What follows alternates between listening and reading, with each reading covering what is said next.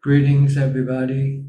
Welcome to another Q&A meeting where we will discuss the Buddhist practices of charity, morality, and meditation. Everyone who is interested is welcome to join. Please send in your question one at a time. Please be brief and precise. Also, let me know how's the audio and video is doing today. I shall start reading your comment and question. Christine Koe, greetings. Satu, Satu. Bilim Suki Hotu Tanajan. Satu, Satu. Today the picture is a little blur, but I hope you can hear me okay. Christine Koe, Tanajan clear and loud. Thank you.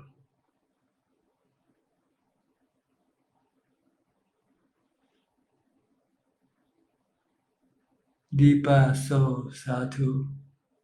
Kenneth Tankiva. Greetings Ajahn, may you be well and happy. Audio and video is good. Thank you.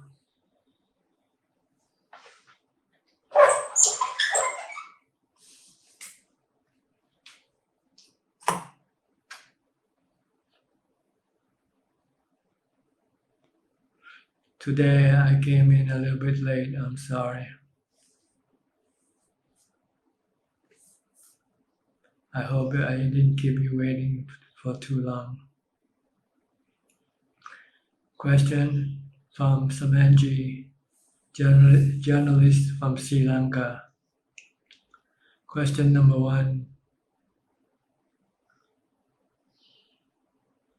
There is a misconception among certain people that Buddhism is a pessimistic religion, as the core of Buddhism is centered around suffering, dukkha. The ultimate happiness, according to Buddhism, is attaining nirvana, the end of suffering. So those who criticize Buddhism hold the view that it does not promote the individual to lead a happy material life. Is it true, or how would you analyze this? Well, Buddhism is like a hospital, and usually when you go to hospital, you don't get good news when you go to hospital. You either get bad news, but at the same time you get treatment. See? You go to hospital because you are sick, and when you go, the doctor analyze your problem and say you got cancer, and this is the way to cure it. Yeah. So this Buddhism is like a hospital. It cures the sickness of the mind. Our mind are all sick of cancer. So the Buddha and his noble disciples, they are like doctors. They prescribe us the medicine, the Dhamma medicine, to take care of our sickness, of our mental cancer, so we can be cured from cancer once and for all. This is what Buddhism is about. It's a medical place where you go for treatment of your mental illness.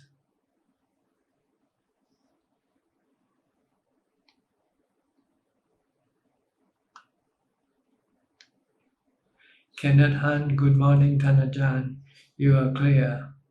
Thank you.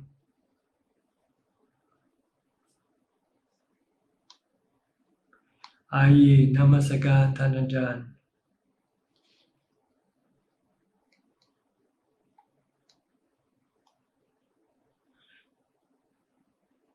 Fanny good day, Tanajan.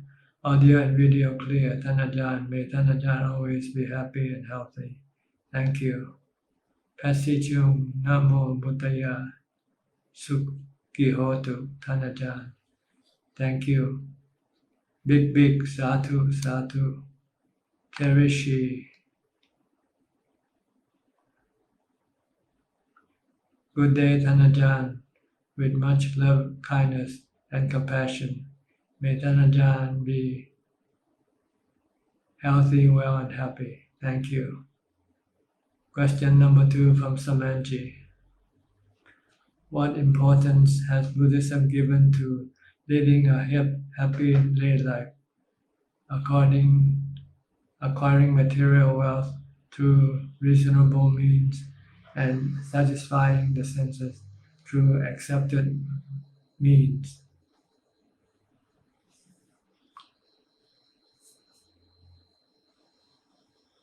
Well, to tell you the truth, there's no such thing as a happy life. For a drug addict, is there? When you are addicted to drugs, so you find drugs to be pleasurable, to be happiness for you. But in fact, it's dangerous, it's harmful to you. So it's the same way with material wealth of the world. They are like drugs that can cause you harm once you become addicted to it, because you will have to have it all the time, and when you don't have it, then you can become miserable. So there is no such thing as happiness from material health. Material health is like like drugs that people get addicted to. Once they get addicted to, they have to have it in order to keep them happy. But when they cannot have it, then it can become miserable for them. Buddha said there is a better type of happiness, the happiness of heart, that one can acquire through the practices of charity, morality, and meditation. This is the real happiness, the happiness without any harm. Comparing to food is not harmful for the body. Happiness of heart is not harmful to the mind. But material health is like drugs that can become harmful to the body or to the mind. Like drugs that are harmful to the body, material wealth is harmful to the mind.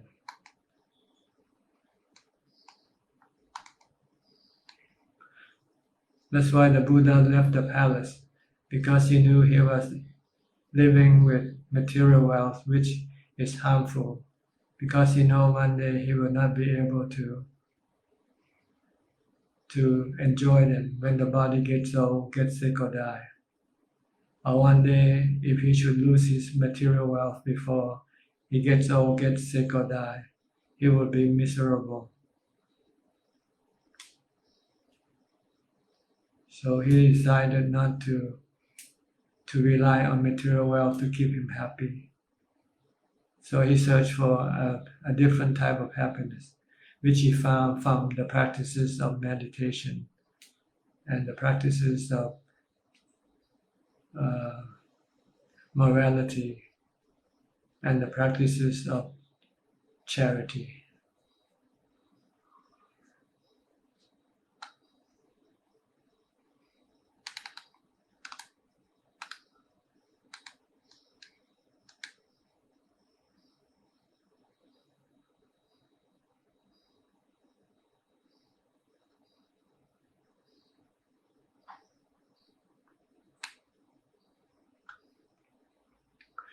Ya Chanicha Satu Satu Supa Barua Satu Satu.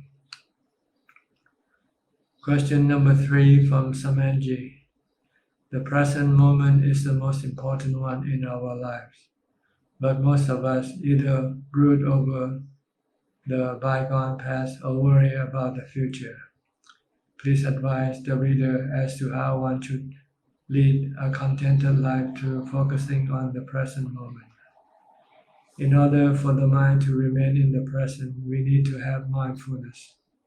We have to stop the mind from thinking about the past and thinking about the future, and then concentrate on what's going on at the present. In order to do this, we have to have strong mindfulness or continuous mindfulness. And the way to have this continuous mindfulness is to be constantly reciting a mantra, Bhutto, Bhutto, or constantly focusing on what the body is doing at every moment.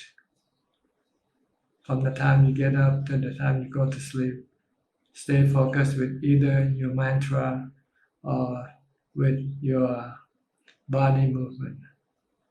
Then your mind will become still. It will not go to the past or go to the future.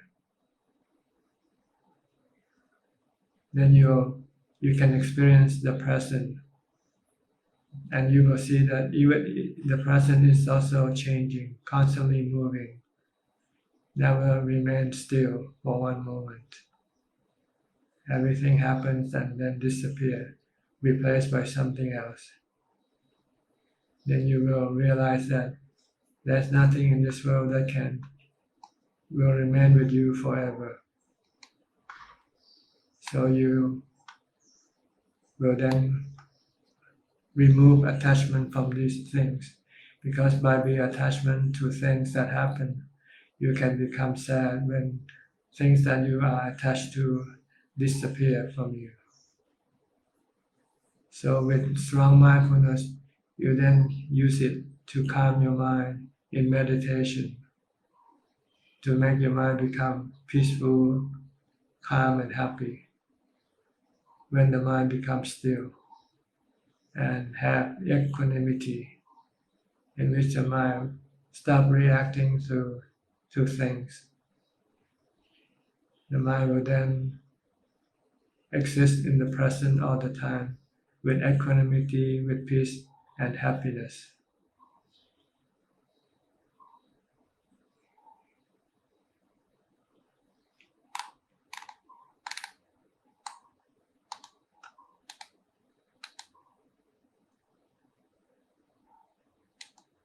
Bruce Lee Alamsia, Namaskaran, dear Ajahn. Thank you. Can Ajahn kindly explain the differences between Appana and Upachara Samadhi? Appana Samadhi is the Samadhi that remains still. The mind becomes still without any thoughts, and it is detached from the body, detached from the sensual objects that come into contact through the body with the mind.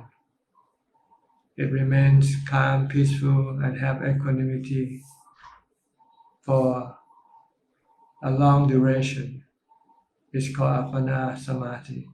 If it remains still briefly, it is called Kanika Samadhi.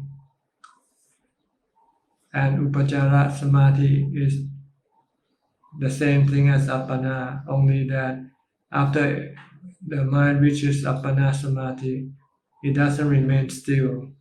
It keeps on to be active with its ability to contact the spiritual world. When you're in Upachara Samadhi, you will have psychic power in which you can contact spiritual beings, and you can read the mind of other people, or you can recollect your past lives. This is Upachara Samadhi. The difference between Appana and Upachara is like sleeping soundly and sleeping and dreaming. Appana Samadhi is like when you're sleeping soundly, without any dreams.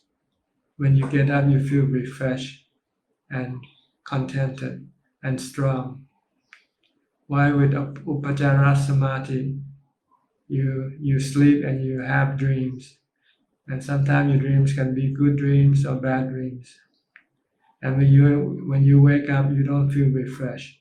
You could feel tired. So this is the difference between Appana and Upajjara Samadhi.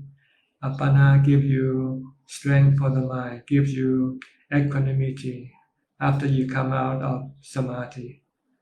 While Upajjara Samadhi gives you restlessness or agitation after you come out of Samadhi, restlessness. You don't rest well in Upajjara Samadhi. You use the mind to do psychic things. So when you come out of this Samadhi, you don't have any equanimity or the strength to deal with your defilement.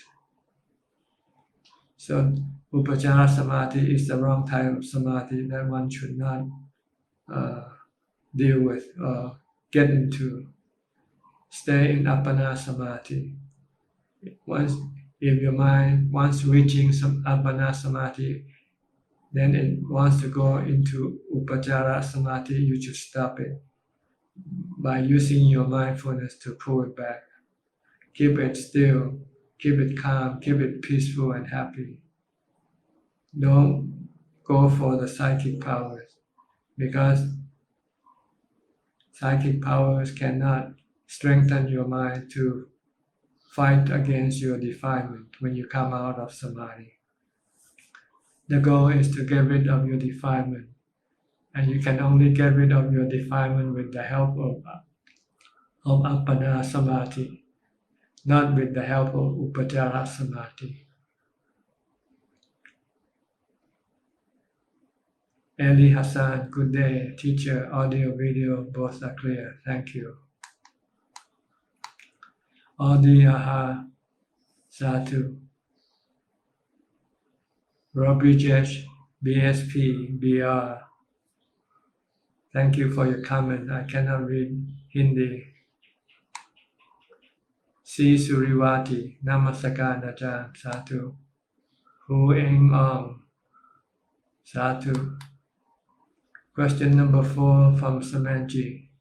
In Buddhism, there are 4 planes of deprivation, abhaya, namely plane of immense suffering, niraya, plane of animals, plane of hungry ghosts, plane of demons and titans, asura, loka, and the plane of animal is visible to the naked eye, but we do not know where the remaining 3 abhaya, beta, loka, asura are located.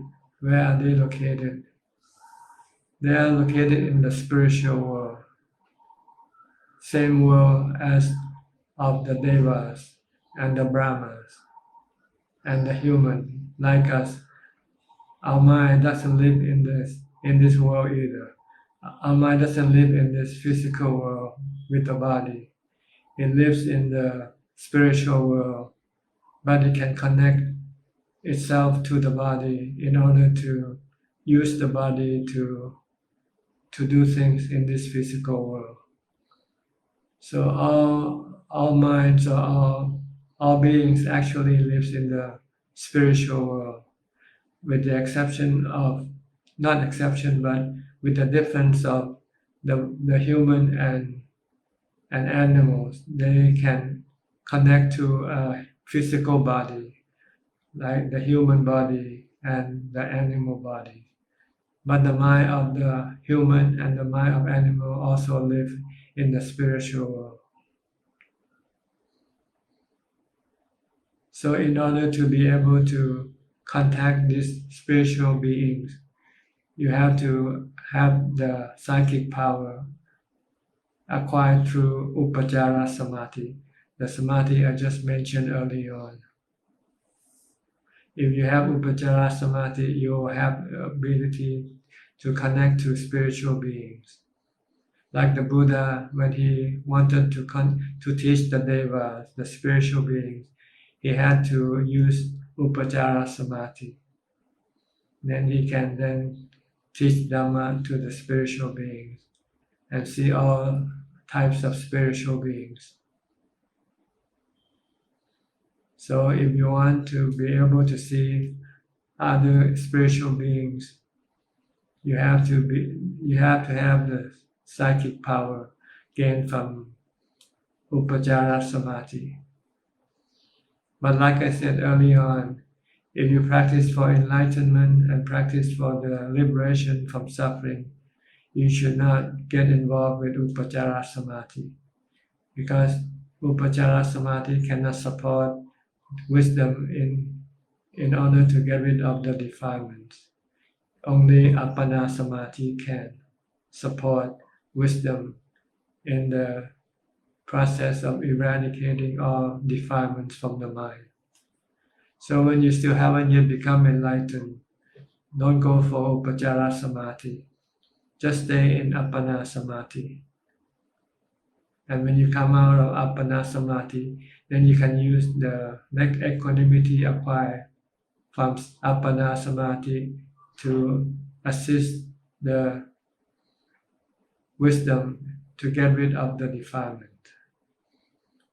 When you can get rid of the defilement, then you can become enlightened. But once you become enlightened, then when you finish your work, when you have completely get rid of your defilement, then you can then use Upachara Samadhi, if you have it, to contact the spiritual beings and teach them the Dhamma, teaching that you have learned from your enlightenment. But fortunately, not everybody who practices meditation can achieve Upachara Samadhi. Only about 5% can have this ability. The rest will have no ability. So those who have no Upachara Samadhi will have no problem to worry about. But for those who have Upachara Samadhi, they should be careful not to get involved with it before you can get rid of your defilements. But once you have completely get rid of all of your defilements, then you can use your Upachara Samadhi to contact the spiritual beings to teach them the Dhamma.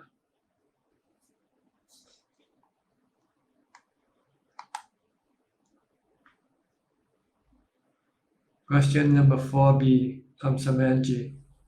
Why aren't these three planes, Niraya, Peta, Asura, visible to the naked eye? Or is it because the lay mind is not advanced enough to see these planes? You need to have this psychic ability to be able to see the spiritual beings. Not just these three planes, the other planes such as the Deva and the Brahma plane. Also, you have to have this psychic ability to be able to see these beings, to contact them.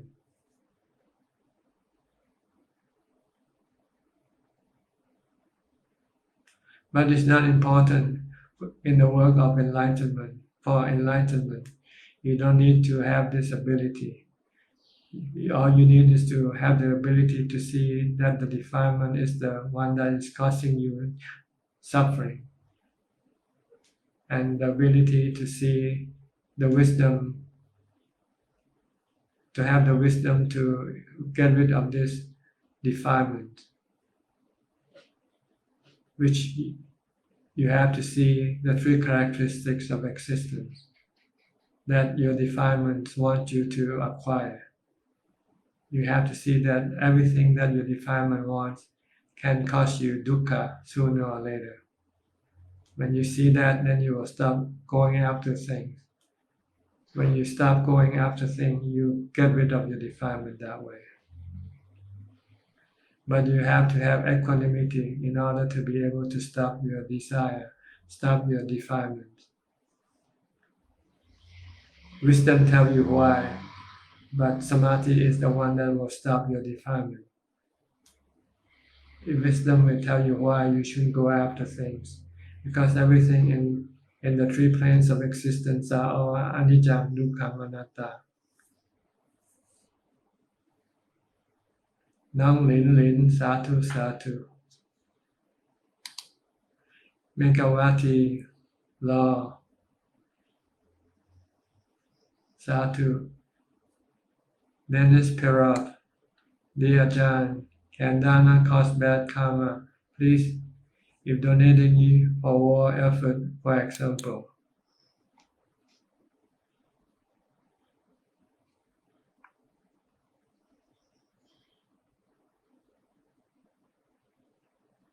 I think so. If you donate to support the work of killing other beings, then this is considered to be bad karma. You should only donate to support the welfare and benefits of other beings, not for their destruction.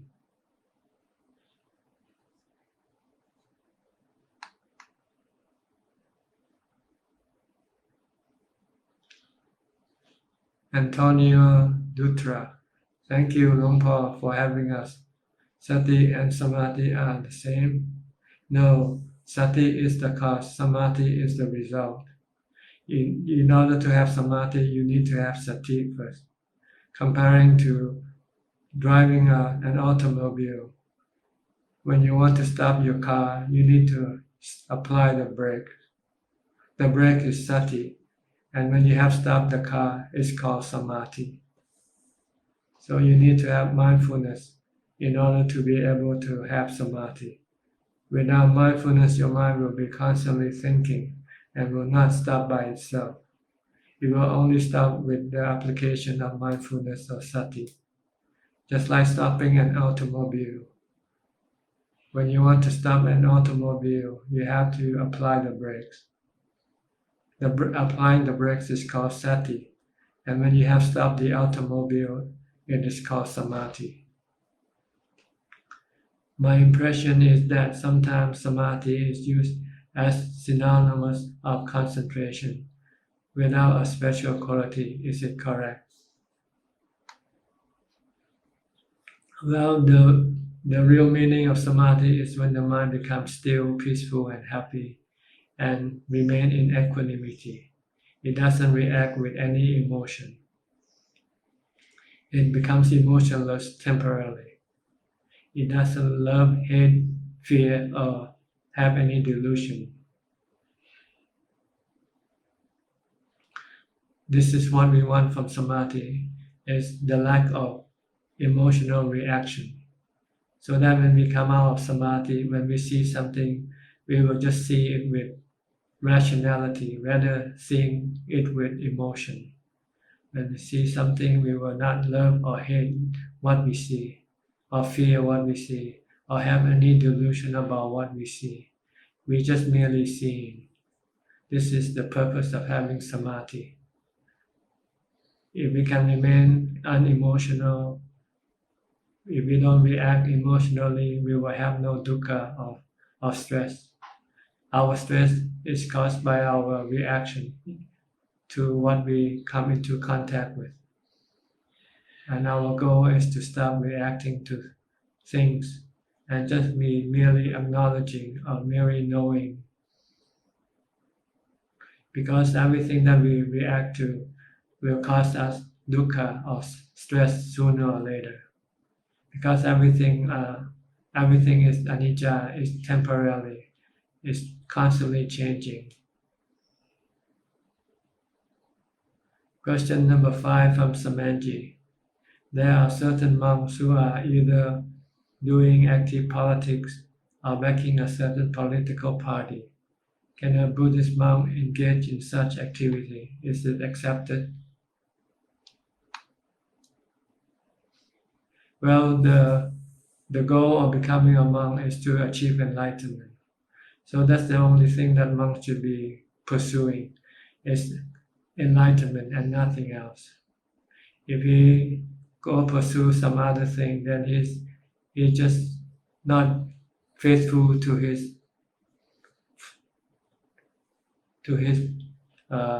purpose, The purpose of becoming a monk is to reach enlightenment and not to get involved with any worldly affairs.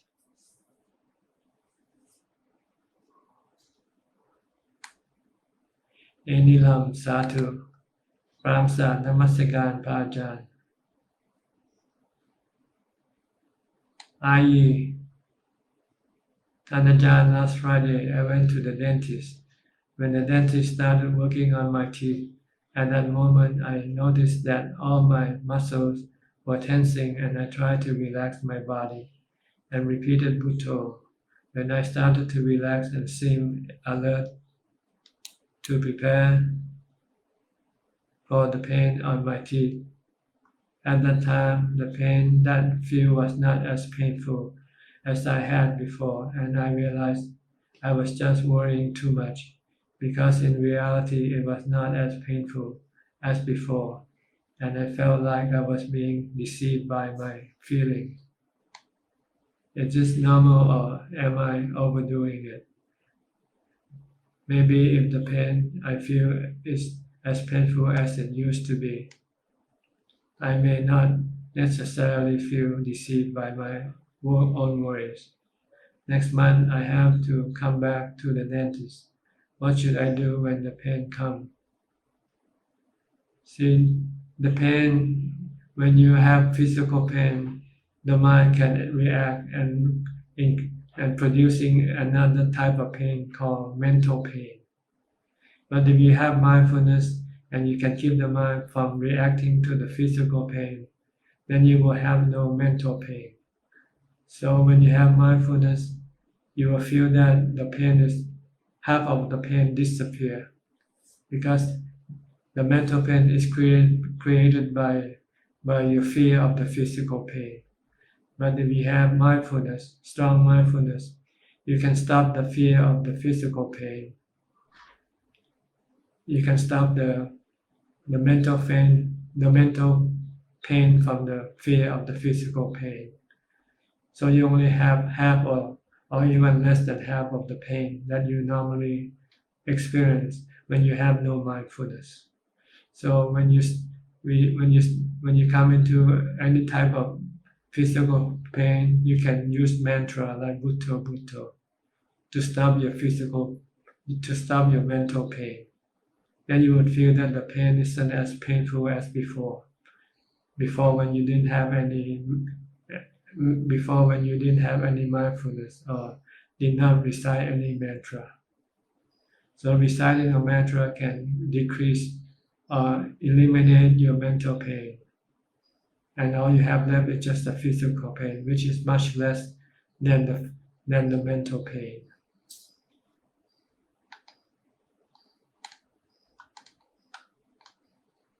Okay, some of your question has moved out of my screen.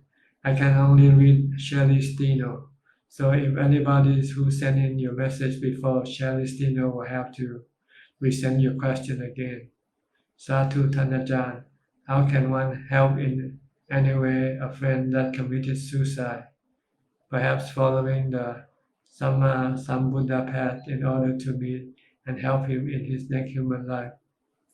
It's almost impossible to help another person once he passed away. You can help him when he's still alive, but it depends on whether he can take your help or not either. So don't worry too much about helping other people. Worry more about helping yourself, because no one else can help you but yourself. John Louis Bante, I understand that buying meat that is available in the market does not break the precept, no matter who profits from it. What I am not clear is, if I ask the meat seller to reserve some meat for me tomorrow, would that break the first precept? Yes. If you ask, then you are contributing to the death of an animal for the meat. So you should not ask. You just go and look at the market. If there's meat available, you can buy it. Then this is not breaking the precept, because you have nothing to do with the killing directly. But if you ask the person, then you are directly having something to do with the killing. Either you killed yourself or ask somebody else to kill for you is considered to be breaking the precept. J. Chudasama, Satu Satu, Vivir, Jai, Satu Satu, Tan Siu Hong, Satu Satu, Nabiti Namasagan Ajahn, Titi Chaya, Lila, Satu Satu, Mandy Smith, thank you. Lee Yvonne, Satu, Fat Choi Chong, Satu, Bruce Lee Alamsea. Question number 1. What are the chances and factors for essential pleasure addict so that she could see the bodily pleasure as pain in the ass and will try to get rid of it? Thank you very much. When you lose something you love, when you lose your girlfriend, when you become broken-hearted, then you know that this is very painful. Sensual pleasure are painful when you lose it. When you lose it, then you become heartbroken. And this can teach you a lesson that for you to fall in love again. Ali Hassan, teacher, what does it mean? Citta of an Arahant is empty. It means the mind of the Arahant is empty of defilement, empty of suffering. It's only filled with happiness. I.e., question number 2. Are we wrong if we donate land or money to a monk and we tell the monk that we hope that this land or money can be used to support the Buddha Dhamma? You can ask the monk, you can tell the monk that this is what you want to do with your donation. So it's up to the monk whether he can follow the condition that you set up or not. If he cannot do, then he will just refuse he can refuse your donation. Like if someone want to offer me computers now, I would say no. They say thank you. I have enough computers already, so please don't donate me any computer. Same way with land. If someone offer me land to build a monastery, I would have to decline because I would not be able to do it. I would not have the time. I don't want to spend time building monastery. I would rather spend time teaching Dhamma.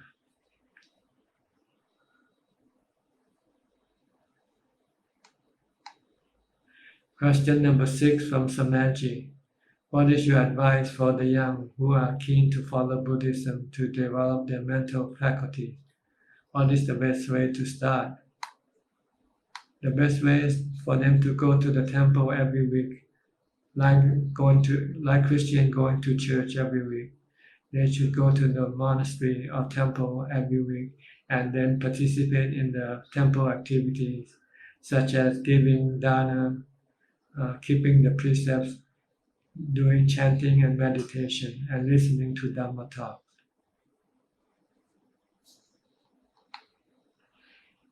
Mandy Smith. If we leave the world with defilement, so do we become hungry ghosts. You become hungry ghosts when you break the precepts out of greed, out of desire to get more, to have more, to be rich. Then you will become a hungry ghost. The mind become a hungry ghost because it's greedy. And it satisfies its greed by breaking the precept, like stealing or cheating, for instance. Then you can become a hungry ghost. But if you don't break the precept out of greed, then you will not become a hungry ghost. If you break the precept for survival, you become animal when you die. When you break the precept out of fear, you become a fearful ghost. And if you break the precept out of hatred, then you go to hell. You become a hellish ghost. Ng Chung Tiang, Satu Satu. Dennis Parab, Satu Satu. Tania Memi, Satu Satu. Ayi. Question number 3. My friend once told me that the late Ajahn Panya once said if we listen to a lecture, even though we don't understand the language, we have to meditate later. Chitta will absorb it. Can Ajahn explain what this means?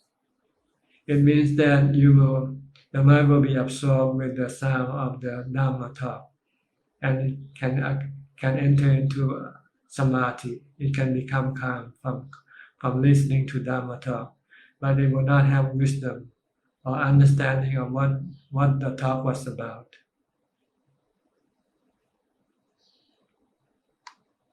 You can use the sound of the Dhamma that you hear as a meditation object. Instead of using your breath or reciting Bhutto, you just keep listening to the Dhamma talk. Then your mind can be absorbed and become still, having samadhi. Antonio Dutra, thank you for the precise explanation. Satu Satu. You're welcome. Question number 4. When meditating and sitting and alarm, time often feels so fast, and the pain in the leg is sometimes not felt. Is this correct? It depends on whether you are mindful or not. If you are mindful, then the time passes by quickly. If you're not mindful, the time can be slow, and the body can become painful because the mind is not focused or concentrated or calm. Savante, Satu Satu.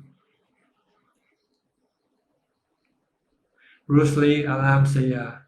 Upajjhana Samadhi is like having a tool to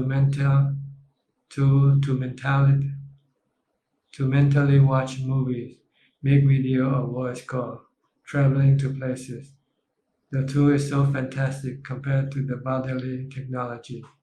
It could be many hours spent just like watching movies, and it's so sticky to the mind. What and how would be the right way to see this tool as not the path?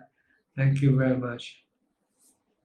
Because when you come out of this type of samadhi, you will not be able to resist or fight against your cravings or your defilements. So you will never reach enlightenment.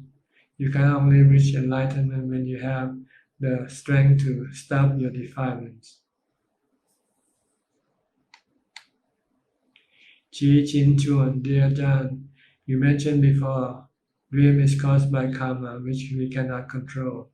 But some claim they can control their dream, which is all lucid dream. Is there a difference? Maybe some of the dreams can be controlled because you haven't yet fully go to sleep. You are half asleep, then you're still half mindful. So if you still have some certain amount of mindfulness, you can still control some of your dreams, but not all. But when you are completely without mindfulness, then you cannot control your dream. See, when you go to sleep, sometimes you go sleep soundly, deeply, no mindfulness at all, and you can have dreams that way. But sometimes you don't sleep deeply, soundly, you are still halfly awake, then you can control your dream that way. So Chi Chim, Satu Satu. John Louis, thank you, Pante, Satu Satu. Patanapan Bosuk, Satu Satu. Let me take a brief break, take a drink.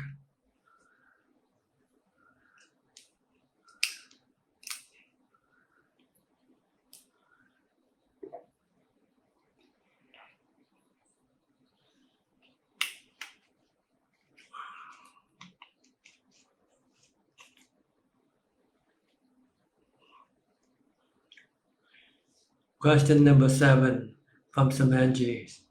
There are varying views on child ordination. Sometimes parents ordain their children at a very early age.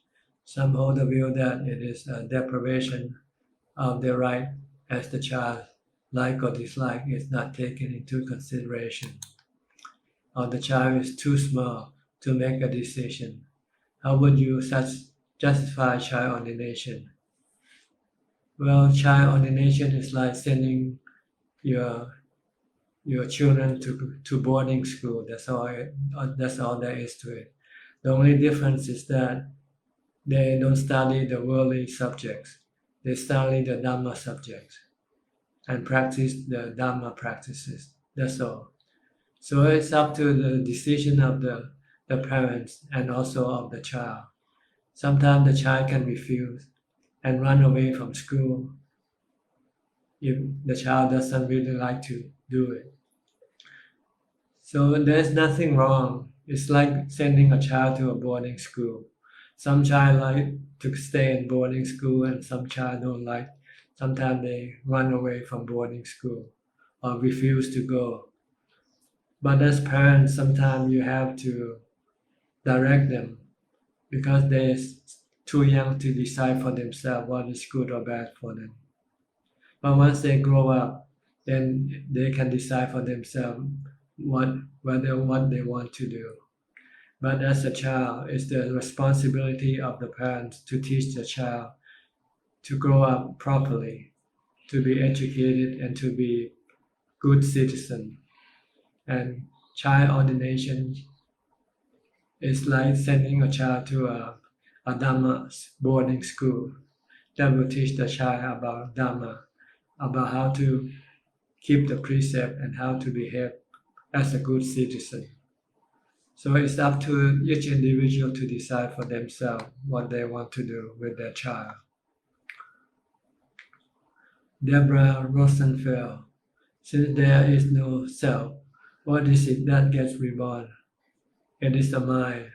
The mind is the one who creates the delusion or the illusion of a self by thinking about it. That's all. The mind is the one who knows, the one who thinks. But this one who knows or who thinks is delusional because it constantly keeps thinking about itself as being a self, when actually it is not a self.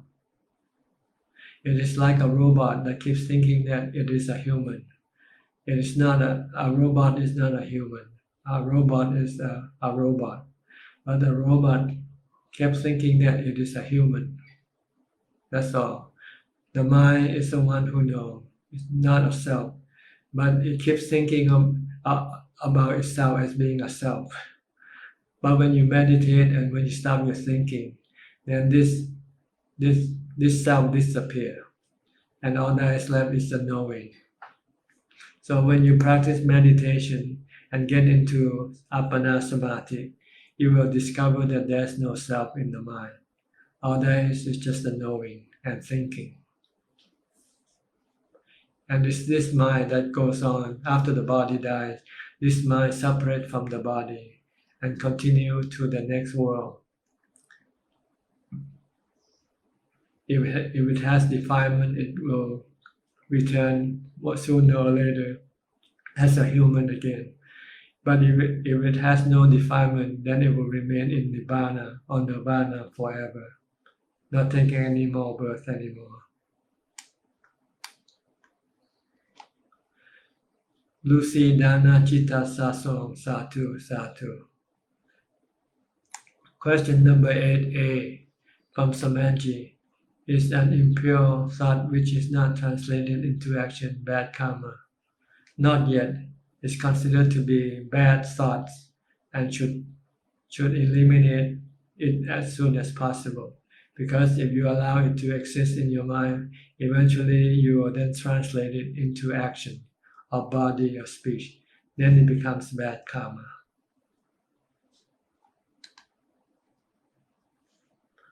Question number 8b from Samanji. The Buddha has said that all that we are is a result of what we have thought. Does it mean that thoughts not translated into action are as powerful as any action? Any action can only happen after there is a thought first. The thought is the one that initiates all action. Without thought, then there will be no action. If you meditate and your mind becomes still, thoughtless, then there will be no action whatsoever. Adeline Chin, good afternoon, Tanajan. Good afternoon to you. Anandati, Satu Satu. Celestino, Anumodana for the hint, my Kalayana Mita. I use right discernment leading to Panya in order to uproot each defilement. You're welcome. Kim Munchu, afternoon Ajahn, afternoon to you. Ayi, question number 5. Is it wrong if I tell my friend about what I asked Tan Ajahn and the answer I got from Tan Ajahn? It's up to you. What I have said already, I cannot unsend it, and you can do with whatever I said as long as you are faithful to what I said. Please just don't misquote me. That's all. Mandy Smith, if we have broken precept in the past, can we still save ourselves with Dhamma and meditation from becoming hungry ghosts or rebirth as animals? Yes, if you make more good karma than bad karma. Every time you die, if the balance of your karma is on the good side, then you will not take birth in the planes, in the lower realms of existence. You will keep reborn in the realm of human or devas. Or if you can practice until you have reached nibbana, then you will have no more rebirth forever. So just keep doing good dhamma, good karma. Good karma consists of dana, consists of meditation practices, and also keeping the precept is considered to be good karma also.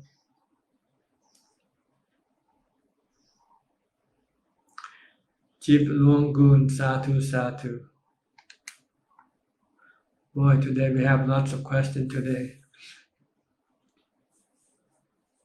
Rusli Alamsaya, thank you very much for today, dear Ajahn. Dhamma dana is the best of all dana. Dhamma taste is the best taste of all. That's right.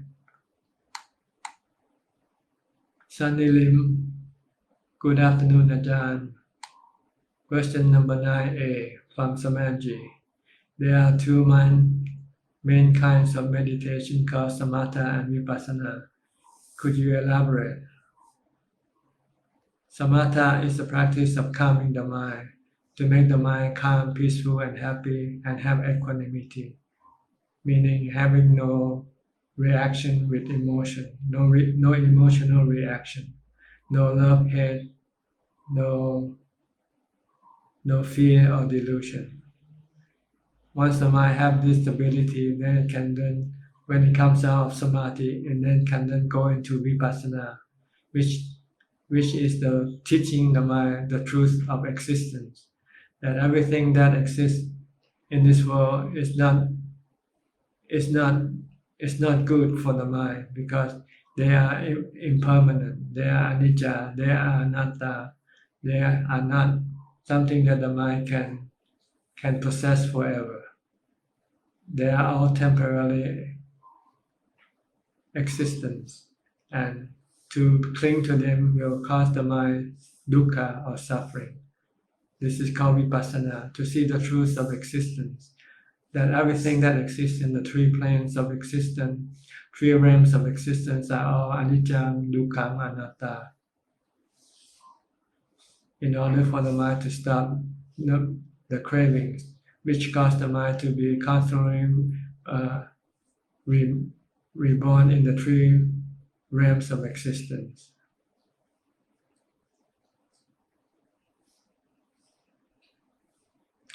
Okay, question number 9b.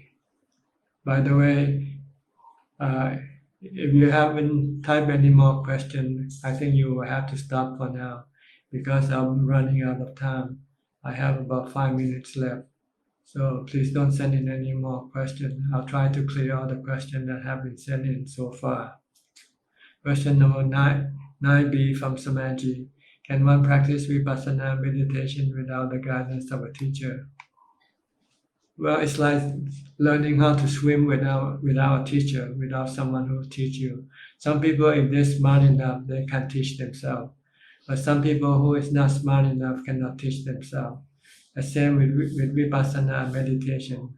There's only one person in this entire universe who can practice vipassana without a teacher, and that was the Buddha. The Buddha practiced vipassana without the guidance of a teacher, because there were no teachers to guide him. But for the rest of us, we need a teacher to practice vipassana, because if we don't, we can get into the wrong path, leading to more delusion rather than to enlightenment.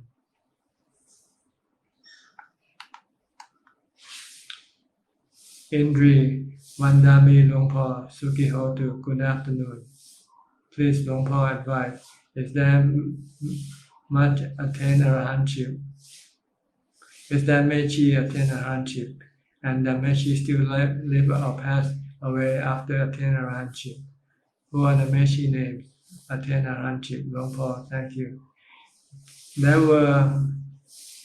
were one I know, Mechi, who became arahant.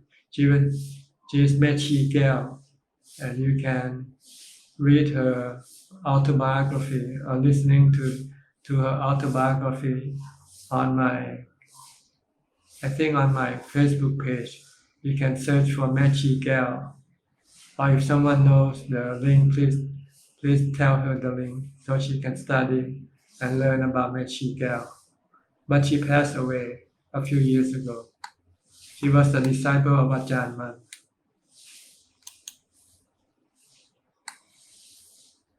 Syrian Hong, Satu Satu.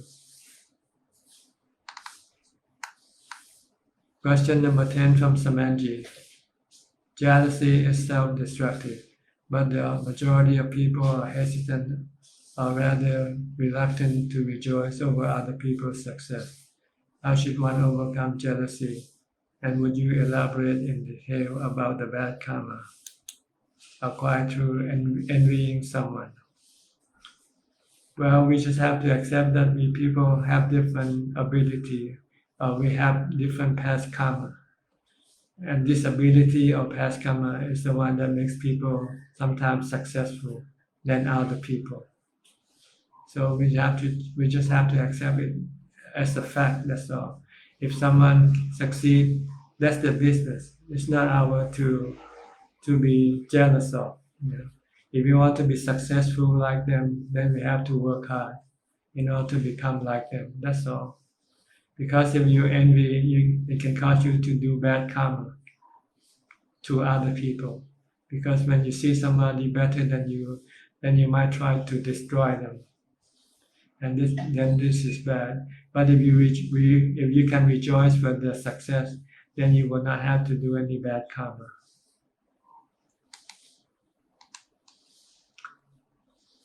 Indri, may Longpo be well, healthy, happy, peacefully. Please Longpo bless for a monk in Indonesian name Venerable Bhikkhu Yannasangwararam, who is passed away at January 26 in Vihara Borobudur, Medan. The monk also upasambhavad by Samdet Wat Yannasangwararam at Borobudur, Indonesia 53 years ago. Yes, I heard about him. He was the first monk in the Indonesian monk. I hope he passed away peacefully and reached his destination of Nibbana. Yohanali Satu Satu.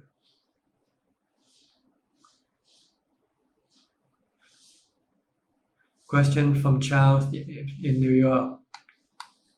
I have a certain situation bothering me. It's very unclear to me if this situation is urgent for me to take care of. There's a part of me that feels like don't worry about the situation. Just focus on practicing meditation as much as I can. Since you can die at any moment and you don't want to waste any time, should I listen to that part of me? Yes, meditation is the best way to deal with everything. Meditation is profitable, beneficial for you. Any other things, don't worry about them. If they happen, there's nothing you can do about it. But if you have meditation, if you succeed in meditation, you can absorb everything without any pain. So just keep working on your meditation. You don't have much time left. We all don't have much time left. And our refuge is our meditation practice.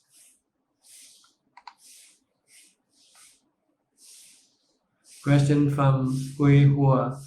For medical staff, we are used to the body part and are not disturbed by body part. So a super meditation may not work so well to overcome lust. Is there any other methods? Well, see, it works if you apply it at the right time. When you have lust, then you should think about the unpleasant parts of the body. The problem is that when you have lust, you forget about the unpleasant parts of the body. So you could not overcome lust. You can overcome lust every time you think about the unpleasant parts of the body. So try to apply it at the right time. It's like taking medicine. It's useless to take medicine when you're not sick. And when you're sick, if you don't take medicine, then you cannot cure your illness. So you have to know how to apply, when to apply a super. You have to apply a super at the time when your lust got started. As soon as you feel lustful, then think of the super. Then you can stop the super right away. Then you can stop the lust right away. Amre, Sadhu, Mandy Smith, thank you. I am so grateful for your teaching. You're welcome. Anilam, Sadhu, Sadhu. Antonio Duatra. I think that's a link for something. I'm not sure what it is. I think probably about Mechi Gal, yes. Okay, someone who asked for Mechi Arahan, there's a link you can study, you can go to. Posted by Antonio Dutra. I have to go quickly now, I'm running out of time. Ayi, thank you, Tanajan. Antonio Dutra, link for the Mechi Gal. Yes, thank you very much. Kunjub also have a link. Also, if you like, you can click on this link and you will be able to study the biography of Mechi Gal. She was an Arahant because her bones turned into relics. Go with Fang, Sadhu Sadhu. Ayi Namaskaran. Christine Lim, thank you. Indri Sadhu. Yapto Yap, Namaskaran Ajahn. And thank you. Okay. Jenny Chim, Sadhu. Bilim, Sadhu, Sadhu. Ajahn. Well, thank you very much for your participation today. Very active today, lots of participation, which I'm very happy to be able to be of service to you. I hope you can rejoin us again next week. In the meantime, please stay safe, stay mindful, and keep on practicing. And if all goes well, I'll see you all at the same time next week. Thank you and goodbye.